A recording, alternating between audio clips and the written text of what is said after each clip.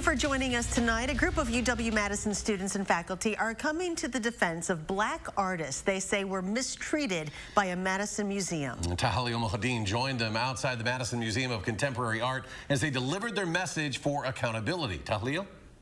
Eric and Charlotte, this all happened after a group of artists launched this website detailing, quote, shameful experience they had with the museum and a list of demands for change, including a review of museum contracts and policies, the removal of MMoCA's executive director, and a public apology. It's an envelope addressed to the executive director of the Madison Museum of Contemporary Art. Dear Christina Brungart and the MMoCA Executive Committee. Inside is an open letter signed by dozens of alumni, students, and faculty from UW's art and art history departments. We echo the collective in saying that your response is beyond disappointing.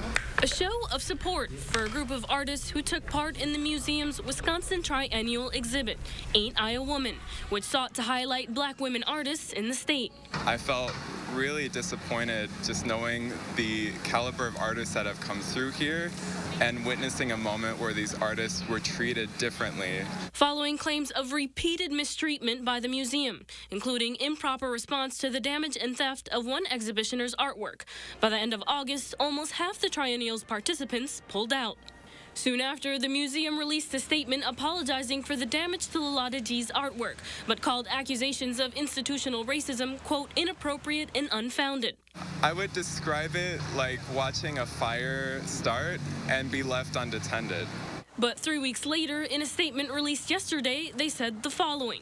MMoCA's board recognizes that its apologies to date have offered little consolation. The board knows, understands, and recognizes the need for action.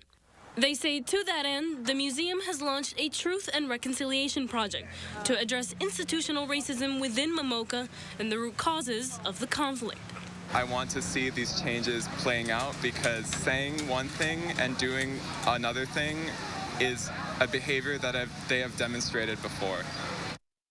For the remaining artists still participating in Ain't I a Woman, the exhibit will remain through the first week of October.